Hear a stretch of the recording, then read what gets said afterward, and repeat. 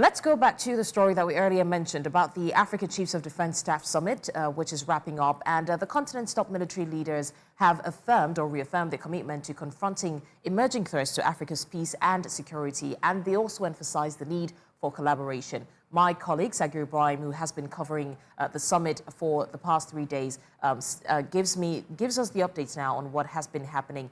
Sagir Ibrahim, now I understand that General Musa has placed a strong emphasis on the need for collaboration when it comes to tackling the threats to Africa's peace and stability. What are the resolutions that have been concluded on as the summit wraps up?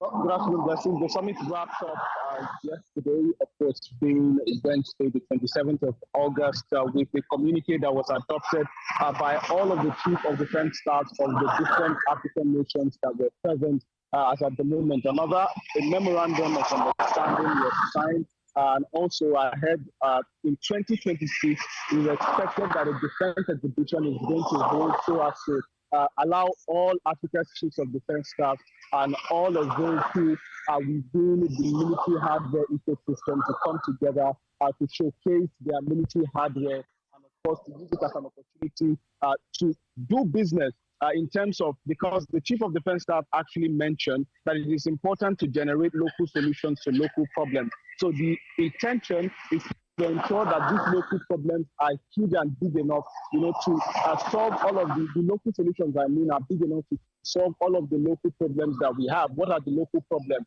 Insecurity in terms of terrorism, banditry, piracy on the in the maritime sector, digital threats, which also include the use of artificial intelligence for deepfakes, fake videos, synthetic audios, and the likes of that. Now, they are coming to understand that it's now important for us to come together to work, and the only way we can do so is pool resources, share knowledge, and therefore address the challenges at one continent.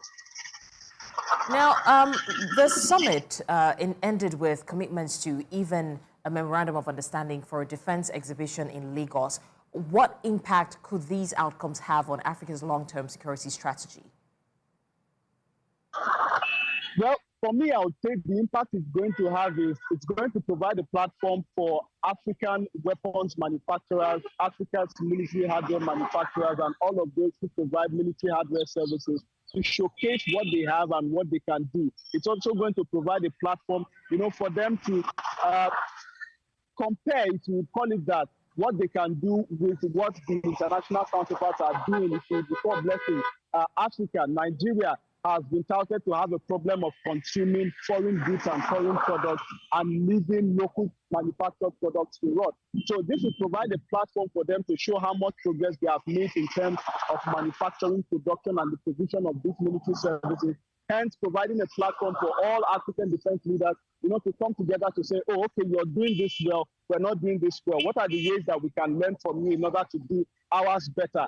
Therefore, providing a conducive ecosystem for not just Africa's defense systems to thrive, but also the manufacturers themselves and other players in the industry to also thrive as well, thereby suppressing all of the threats that the continent has been facing for the longest time. Sagir Ibrahim, thank you for the update on that.